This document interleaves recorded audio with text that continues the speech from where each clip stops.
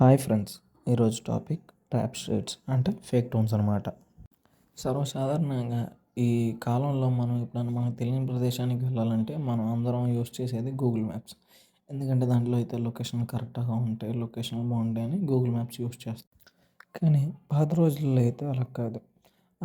చెప్పిన అడ్రస్ గుర్తుపెట్టుకుని వెళ్ళడమో లేదా వెళ్ళే దారిలో ఎవరినన్నా కలిసిన వాళ్ళని అడగడమో జరిగేది. ఈ మ్యాప్స్ అన్నీ మనల్ని ట్రాప్‌లో పడేస్తున్నాయి. ఎలాగో చెప్పనా?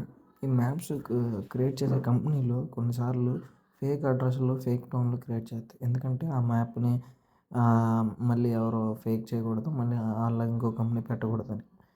కొన్నిసార్లు జనాలు ఆ ఫేక్ అడ్రస్‌లను చూసి వెళ్ళి అక్కడికి వెళ్ళి మోసపోయినోళ్ళు కూడా చాలామందున్నారు. 1930లో ఒక మ్యాప్ కంపెనీ కూడా ఇలాగే చేసింది.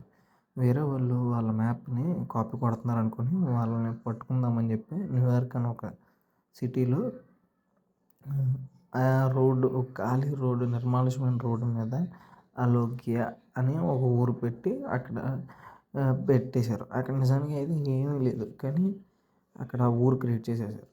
సర్లే అని కొన్ని సంవత్సరాలు అయిపోయిన తర్వాత, కొన్ని సంవత్సరాల తర్వాత వేరే మ్యాప్‌లో చూస్తే అలా ఉంది.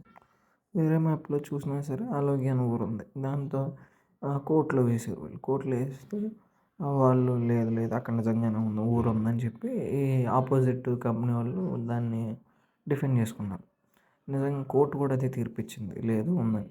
అసలు జరిగింది ఏంటంటే మ్యాప్‌లో ఆ అలోగ్య ఊరు చూసి ఒకతను వెళ్ళి అక్కడ ఏం లేకపోయేపాటికి ఓ చిన్న జనరల్ షాప్ పెట్టుకుంటాడనమాట. దాని పేరు అలోగ్య జనరల్స్ అని ఒక షాప్ పేరు పెట్టుకుంటాడు.